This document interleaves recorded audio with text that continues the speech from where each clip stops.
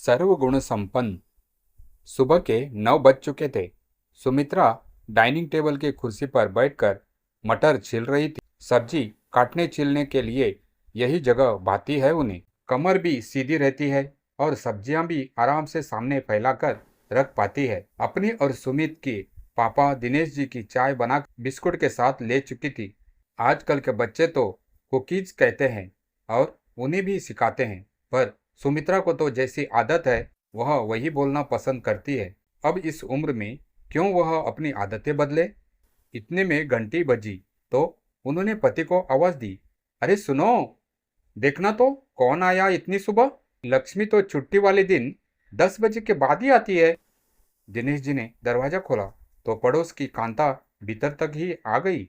अरे सुमित्रा, सुबह के काम में लग जाती हो। छुट्टी वाले दिन तो बहू को जिम्मेदारी दिया करो। 9 बज चुके हैं, उठी नहीं वह अभी। भाई बड़ी छूट दे रखी है तुमने। अरे 2 दिन ही तो मिलते हैं छुट्टी के, जरा देर तक सो लेती है, नहीं तो रोज ही सुबह से भागदौड़ लगी रहती है उसकी भी। सुमित्रा ने खिसिया कर कहा, रहने दो, सब दिखाई देता है मुझे। रोज भी तुम ही लगी रहती हो घर के कामों में। शनिवार रविवार को तुम भी आराम किया करो। कांता ने अपनापन दिखाते हुए कहा कि तभी उसकी निगाहें दिनेश जी से जा टकराई। उनकी आंखों में क्रोध स्पष्ट था। कांता ने तुरंत बात बदलते हुए कहा, अच्छा छोड़ो, मैं तो यह चाबी देने आई थी। हम लोग बाहर जा रहे हैं, आते आते रात हो जाएगी। लक्ष्मी आए तो उससे काम करवा लेना प्लीज। मैंने जल्दी बुलाया था आज, पर वह बोली कि सुमित्रा भाभी के घर 11 बजे जाना है, तभी करूंगी आपका भी। कहकर कांता ने चाबी पकड़ाई और दिनेश जी को नमस्ते करते हुए निकल गई। उसके जाते ही दिनेश जी बड़बड़ाए, मुझे बिल्कुल पसंद नहीं है यह कांता भाभी जी। दूसरों के घर में आग लगाकर तमाशा देखते हैं ऐसे लोग। तुम भी जरा दूरी रखा करो। पर गलत क्या कह रही है वह। क्या यह सच नहीं है कि 9 बजे तक बहू सो रही है और मैं काम में लगी हूं? पर तुम्हें ये कभी दिखाई देता ही नहीं। बस बिना वजह पूरे घर ने लाड़ पर चढ़ा कर रखा हुआ है। चीढ़कर सुमित्रा ने उत्तर दिया, तो तुमसे कौन कहता है जल्दी उठने को। तुम अपने मन से उठती हो और अपने मन से काम करती रहती हो। और नीति काम काजी लड़की है, अगर 2 दिन देर से उठती है तो क्या गलत है। रोज तो तुमसे भी पहले उठकर जो बन पड़ता है करके ऑफिस जाती है ना, तो ये भी एहसान है मुझ पर। नौकरी करती है तो अपने लिए, मैं रखती हूँ क्या उसकी कमाई। तो घरेलू लड़की ढूंढ लेती ना, तब क्यों कामकाजी चाहिए थी। तब तो जमाने को दिखाना था कि बड़ी आधुनिक सोच वाली हो, और अब वही आम दकिया सुनी सास बन रही हो। हाँ हाँ, अगर थोड़ा बहुत अनुशासन की उम्मीद करने को दकिया सुनी सोच कहते हैं तो मैं दकिया सुनी ही भली हूँ। आप बनिए आधुनिक। आज दिनेश जी भी हार मानने को तैयार नहीं थे। फिर बोल पड़े, अगर अनुशासन है तो सबके लिए एक सा होना चाहिए। तुम्हारा बेटा अब तो फिर भी 9 या 9:30 बजे तक बहू के साथ उठकर आ जाता है। पहले तो 11 बजे से पहले उठता ही नहीं था। और राधिका तो कभी भी नहीं उठती जल्दी। माँ के घर की ही मनमानी कर सकती है। कल को वह ससुराल जाएगी तो अपने आप घर संभालेगी। सुमित्रा ने फौरन तरफदारी की, हाँ ये तो है। अगर तुम्हारे जैसी सास उसे भी मिली तो रो के या हंस के संभालना ही पड़ेगा। दिनेश जी ने फौरन चुटकी ली। इतने में सुमित के कमरे का दरवाजा खुला और नीति मुस्कुराती हुई बाहर आई। गुड मॉर्निंग मम्मा। गुड मॉर्निंग पापा जी। एक एक चाय और लेंगे आप दोनों। दिनेश जी ने फौरन हामी भरी। सुमित्रा मना करती कि तभी सुमित भी बाहर आ गया और बोला, सबकी बना लो, तुम्हारे हाथ की चाय को कौन मना कर सकता है। अब तो सुमित्रा सचमुच मना करना चाहती थी, पर बेटे की खातिर चुप रह गई। चाय पीते पीते ही नीति ने नाश्ते की तैयारी कर ली। आज सबको गर्मा गर्म पनीर के पराठे मिलने वाले थे नाश्ते में। नीति हर छुट्टी पर कुछ न कुछ अलग बनाती ही थी। कामकाज में सुमित्रा जितनी दक्ष न सही, पर फिर भी होशियार ही थी। सुमित्रा अब भले ही अपने सर्वगुण संपन्न होने का दावा कर ले, पर सच तो यह है कि गोल रोटी बनाना उन्हें उसकी सास ने ही सिखाया था। अब यह अलग बात है कि हर काम सिखाते हुए ताने उल्हाने भी दिल खोल कर दिए उन्होंने कि माँ ने कुछ सिखाकर नहीं भेजा। खैर, जो भी हो, उम्र के साथ अनुभवी होती चली गई वह, परंतु वह तो बहू से अधिक कुछ कह भी नहीं पाती। पति, पुत्र और बेटी तीनों ही उसकी तरफ ज्यादा से ज्यादा मुंह फुला सकती है और वही अक्सर करती भी है। उस पर भी सबको परेशानी है।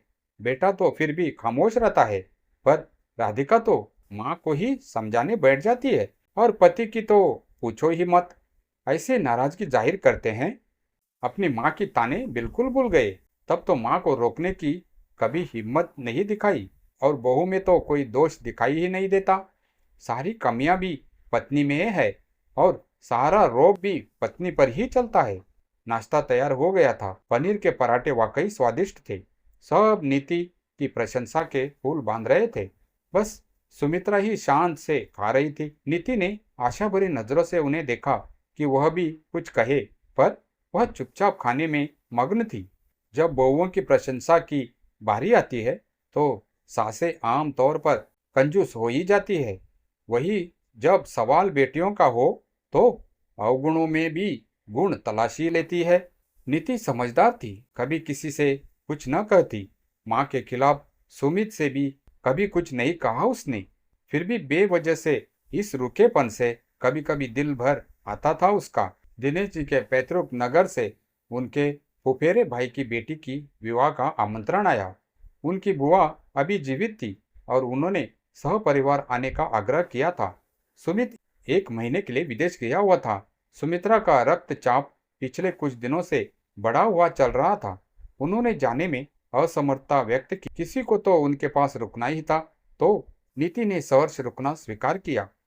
वैसे भी जिस दिन निकलना था उस दिन उसके ऑफिस में जरूरी मीटिंग थी और अगले ही दिन कोई जरूरी प्रेजेंटेशन भी। दिनेश जी के साथ राधिका लखनऊ चली गई। 3 दिन के बाद तो विवाह के कार्यक्रम ही थे। इतने दिनों के बाद अपने शहर जा रहे थे दिनेश जी, इसीलिए सप्ताह भर का कार्यक्रम बनाया गया। राधिका तो वैसे भी लखनऊ से चिकनकारी की खरीदारी को लेकर उत्साहित थी। जिस दिन वह लोग शताब्दी एक्सप्रेस से मुंबई निकले, सुमित्रा कुछ अधिक असहज अनुभव कर रही थी। कुछ तो तबीयत खराब थी और कुछ असुरक्षा की भावना भी थी कि तबीयत बिगड़ गई तो कौन संभालेगा। परंतु नीति से कुछ नहीं कहा उन्होंने। वह घर का सभी काम निपटाकर ऑफिस चली गई। लक्ष्मी बर्तन धो रही थी कि तभी दरवाजे की घंटी बजी। सुमित्रा दरवाजा खोलने बाहर आई। कोठी के मेन गेट पर 2 लोग एक लिफाफा पकड़े खड़े थे। सुमित्रा ने प्रश्नवाचक दृष्टि उन पर डालकर कुछ पूछने के लिए मुंह खोला ही था कि उनमें से एक लिफाफा आगे करते हुए बोला, आपका ही नाम सुमित्रा है और यह घर आपके ही नाम है ना? सुमित्रा ने हाँ में सिर हिलाया तो वह पुनः बोला, आपका 3.5 लाख का बिजली का बिल बकाया है। आपके नाम नोटिस है, हमें बिजली काटनी होगी। क्या? यह कैसे संभव है? हम तो हर महीने बिजली का बिल समय से जमा करते हैं और इस महीने नहीं भी किया हो तो भी इतना बिल कैसे आ सकता है? सुमित्रा को घबराहट हो गई थी। आपकी प्रॉपर्टी कमर्शियल है, उस पर से साल भर से आपने बिल घरेलू खपत के हिसाब से भरा है। बिल तो जल्द से जल्द भरना ही पड़ेगा, तब तक के लिए बिजली तो काट ही जाएगी। अरे पर ऐसे कैसे बिजली काट सकते हैं आप लोग? पहली बात तो यह कमर्शियल प्रॉपर्टी नहीं है, यहाँ अब कोई बिजनेस नहीं होता। दूसरे, बिना किसी नोटिस के आप ऐसा कैसे कर सकते हैं? अभी तो कोई घर पर भी नहीं है, परिवार के लोग बाहर गए हैं और बहू ऑफिस। मुझे तो वैसे भी इन बातों की समझ नहीं है। सुमित्रा को अपने पैरों के नीचे से जमीन हिलती हुई सी प्रतीत हो रही थी। घबराहट के मारे उन्हें चक्कर सा आने लगा था। नोटिस तो पहले भी आया होगा डिपार्टमेंट से, आप लोगों ने ही लापरवाही की होगी। हम मजबूर है, हमें अपना काम करने दीजिए। लक्ष्मी भी जोर जोर की आवाज सुनकर बाहर निकल आई थी। पूरा माजरा तो उसकी समझ में नहीं आया, पर सुमित्रा के घबराहट देखकर उसने नीति को फोन लगा दिया। नीति ने फोन पर उन लोगों से बात करवाने के लिए कहा तो उनमें से एक ने नीति से भी वही सब दोहरा दिया। मैं अभी ऑफिस में हूँ, थोड़ी मोहलत तो चाहिए ही। रकम बहुत बड़ी है और मुझे तो इसके बारे में कोई जानकारी भी नहीं है। परिवार के लोगों के वापस आने तक आप बिजली नहीं काट सकते। मम्मी को तो पता भी नहीं ही क्या करना है। आप प्लीज कल मुझसे मिलिए और सब विस्तार से बताइए। नीति ने स्थिति स्पष्ट की। और क्या बताना है मैडम? यही है जो अभी बताया। ठीक है, आप कल मिलिए और 15 दिनों की मोहलत में दिलवा सकता हूँ पैसों के इंतजाम के लिए, पर उसके लिए मेरे चाय पानी का इंतजाम कर दीजिएगा बस। कितना खर्चा आएगा आपके चाय पानी में? उधर से नीति ने पूछा। अब रकम बड़ी है तो 20,000 तक तो कर ही दीजिए हमारा भी, उसने बड़ी ही दृढ़ता से कहा। तो नीति ने अगले ही दिन मिलने के लिए हामी भर दी। वह लोग वहां से चले गए। नीति ने सुमित्रा को सांत्वना दी और जल्दी ही घर पहुंचने का आश्वासन देने के साथ फोन रख दिया। परंतु सुमित्रा के घबराहट कम होने का नाम ही नहीं ले रही थी। वह निढाल सी बिस्तर पर पड़ गई। वह उस दिन को कोस रही थी जब उन्हें भी बिजनेस करने का भूत सवार हुआ था। सुमित का विवाह नहीं हुआ था तब। मायका जयपुर में होने की वजह से जब भी वह वहां जाती, कॉलोनी की सहेलियां कुछ न कुछ लाने की फरमाइश कर देती। एक दिन किसी की सलाह पर छोटा सा बिजनेस ही शुरू करने की ठान ली उन्होंने। 40-50 हजार का सामान खरीद लाई और छोटा सा बोर्ड भी टांग ली। तब घर में किसी ने नहीं सोचा था कि यह बोर्ड लगाना इतना भारी पड़ जाएगा। किसी पहचान वाले ने ही जलन के मारे शिकायत कर दी और एक छोटे से कमरे में शुरू किए गए छोटे से व्यापार की वजह से पूरी कोटी का ही कमर्शियल प्रयोग का बिजली बिल आ गया। सुमित्रा तो तब भी बहुत तनाव में आ गई थी। पूरी तरह से घाटे का सौदा साबित हुआ था वह बिजनेस। उन्होंने फौरन काम बंद कर दिया था। दिनेश जी ने उस माह का बिल तो भर दिया था और भागदौड़ करके पुनः कमर्शियल प्रॉपर्टी से घरेलू भी करवाया था। पर आज अचानक ये क्या हुआ पता नहीं। जब घबराहट कम नहीं हुई सुमित्रा की, तो लक्ष्मी पड़ोस से कांता को बुला लाई। उसने नीति को भी दोबारा फोन लगाया, पर मीटिंग में होने की वजह से वह इस बार फोन नहीं उठा सकी। कांता के हाथ फिर भी नीति के खिलाफ बोलने का अवसर आ गया। कांता कहने लगी, अरे वह कहाँ उठाएगी? इससे तो बेहतर किसी डॉक्टर को फोन कर लक्ष्मी। डॉक्टर का नंबर थोड़ी न है मेरे पास भाभी, और नीति बहू ऐसी नहीं है, जरूर बिजी होगी। Continue in part 2।